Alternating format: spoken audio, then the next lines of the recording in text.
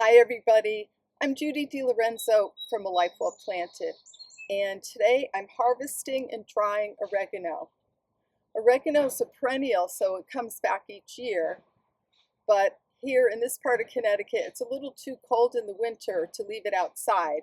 So we put it in our greenhouse, we set it right on the ground and cover it with an extra layer of protection.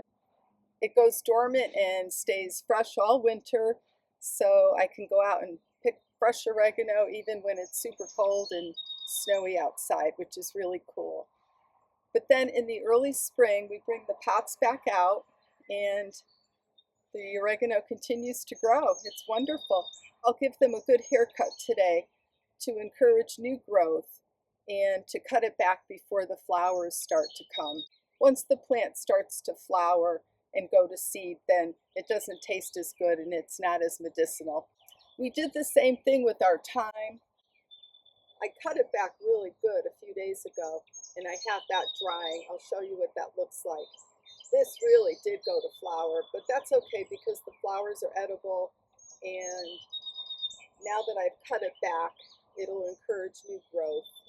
So we've been focusing a lot on planting the gardens. If you've looked at any of my other videos, Jamie and my daughter planted potatoes and onions and a ton of peppers and tomatoes, and he's grown other things as well. And we've been picking, though, not just planting. We've already picked a bunch of asparagus. We're pretty much at the end of the asparagus harvest. We've probably picked, oh, I don't know, a couple of pounds every couple of days for weeks now. And we're actually feeling pretty done with the asparagus as far as that's concerned. I did put some up in the freezer, so that's good. And now the garlic scapes are starting. Yesterday, Jamie picked a handful, which means that by the end of the week, he's going to go out and just pick the whole harvest. I'll do another video on garlic scapes and what I do with that harvest. The garlic scapes come around this time each year, and then at the end of the summer, that's when we harvest the garlic itself. So let's see, what else have we been picking? We've been picking a lot of strawberries, and a lot more are going to be coming.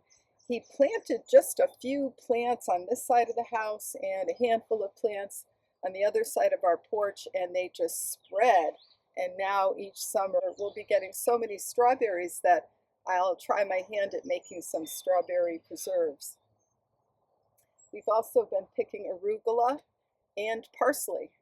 He planted the arugula early this year, so that's why we have arugula. It's a cold weather plant, so it's been doing great.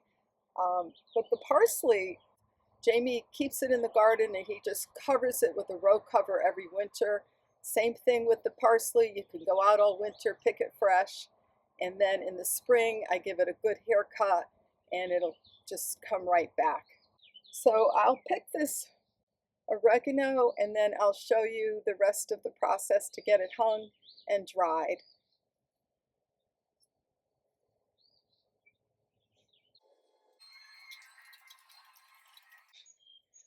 Also, I should mention, if you don't have a greenhouse, you can bring your potted herbs in the house, obviously, as long as you have a nice sunny spot for them to live all winter.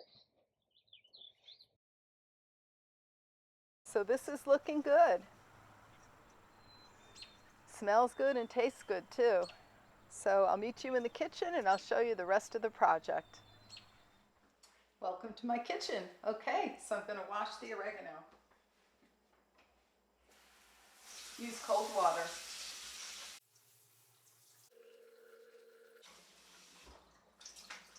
Give it a good shake.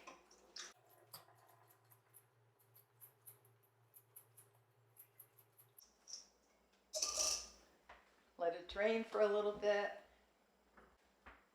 I like to lay them on a towel.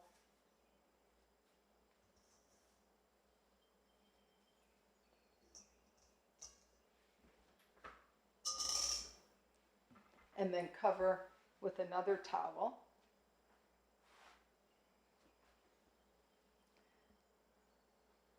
You'll gather multiple stems together.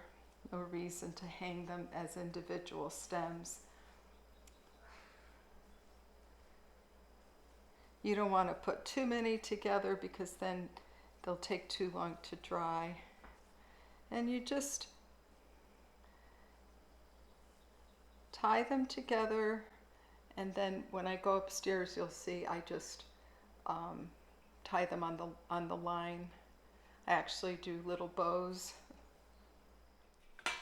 This is the thyme that I recently picked. I picked it 3 days ago and I washed it like I did the oregano, and I dried it on a towel, and then instead of hanging it I just put it on this roasting pan meant for the grill. It has these wonderful holes in it and this air gap, so air really does circulate underneath all around. I kept it in a dark room and it dried very quickly. These leaves are so tiny, that's why I don't bother hanging them on a line, because it dries so fast.